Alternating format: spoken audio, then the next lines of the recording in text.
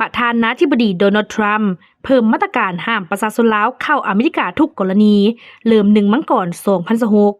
วันที่16ธันวาคม2025ประธานาธิบดีโดนัลด์ทรัมป์ได้ลงนามในคำสั่งใหม่เพื่อขยายและเพิ่มความเข้มงวดในการจำกัดการเดินทางเข้าสหรัฐสำหรับพลเมืองจากประเทศที่มีปัญหาด้านการตรวจสอบประวัติและการแลกเปลี่ยนข้อมูลความปลอดภัยการเปลี่ยนแปลงใหม่ที่สำคัญครั้งนี้ประเทศลาวมีการเปลี่ยนแปลงจากการจำกัดบางส่วนเป็นการสั่งห้ามทั้งหมดก่อนหน้านี้ลาวอยู่ในรายชื่อที่ถูกจำกัดบางส่วนแต่ในคำสั่งใหม่นี้ลาวถูกยกระดับขึ้นเป็นประเทศที่ถูกสั่งห้ามเดินทางเข้าสหรัฐอย่างเต็มรูปแบบย้อนทางสหรัฐระบุว่า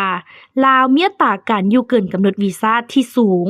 และที่ผ่านมาบ่ค่อยให้ความร่วมมือในการรับเอาพลเมืองของตนเองที่ถูกเนรเทศกลับคืนประเทศนอกนี้ยังมีรายชื่ออีก17ประเทศที่ถูกสั่งห้ามทั้งหมดและ1เขตปกครองประกอบมีอัฟกานิสถานเมียนมาชาดคองโกเอกวาดอร์กินีเอริเทรียเฮติอิหร่านลิบีโซมาเลียซูดานเยเมนลาวเซียราลีโอนบูกินาฟาโซมาลีนิเซซูดานใต้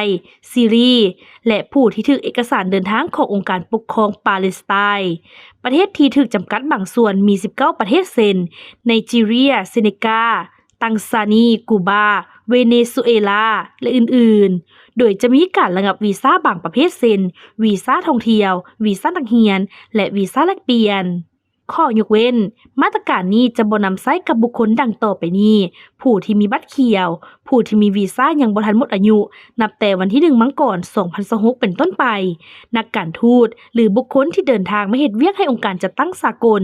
นักกีฬาหรือบุคคลที่ได้รับการยกเว้นเป็นกรณีพิเศษเพื่อผลประโยชน์ของชาติคำสั่งใหม่นี้จะเริ่มมีผลบังคับใช้ตั้งแต่วันที่1มังกร2026เป็นต้นไป